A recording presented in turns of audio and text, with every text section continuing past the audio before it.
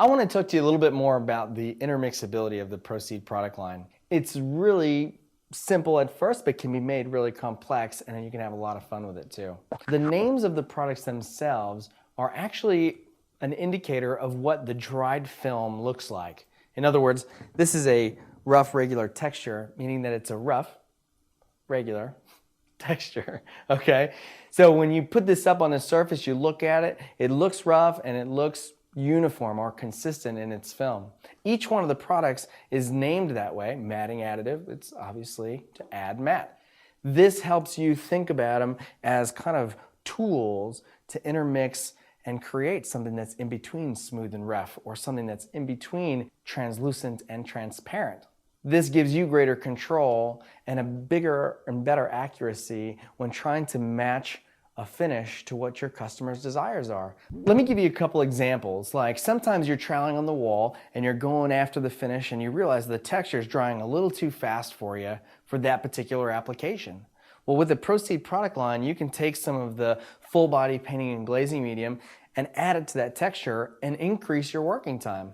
Or if you look at the finish on your control sample and it's too glossy, you can add some of the matting additive and you've got that full range of gloss or matte. And that's what you want, is the control over the sheen, the texture, the viscosity, meaning you have the full range of thick or thin, because some people like to mix their glazes up and they like them thick on the wall, maybe if you're working on ceilings, and others really like them nice and thin, so where you can make it really sheer and do some more intricate techniques with it. The Proceed product line and its intermixability is superior to any other product line in the market. There's so many combinations of materials that can be made from just this one concise toolkit of products. You're going to be amazed at what you can do. And what it's going to do is reinvigorate your creativity. If you're used to going out into the marketplace and buying something that's a rough, regular texture and it's really kind of labeled, Bob's Miracle Plaster or something like this, you're going to find some freedom in the fact that this product line and the mindset of using it is going to open up new possibilities for you and get you to intermix and create your own products, not putting that in the hands of the manufacturer any longer, but bringing that fun and that playfulness into your materials back to you. All the products are designed to be tinting bases, so they're all kind of void of any color whatsoever. Some of them may look white, but they're really not. They have no white pigment in them whatsoever. And so you can reach those dark colors that for the longest time have just been available with like factory premix products. This is not the case with a Proceed line. You can actually mix any color you like. You can ask your Proceed reseller for help, but most importantly, as you grow with your ability to mix and make color, when the designer comes to you and says, I want this color right here off this fabric, you have the control to make that. Like with the metallic paints in the marketplace, for example, is that everyone has a huge grouping of metallic paint colors. But as a professional, very rarely do I actually get a designer that comes to me and says, can I have product X color? They're usually saying to me, here's a piece of fabric and it has like this really shimmery color, and can you match the metallic paint to that? With the Proceed product line, I can do that. I've got the 4 metallic bases, the colorants that I need to make it any color, and that gives me the control and keeps my products refined in my studio so I'm not piled up with extra dollars on the shelf.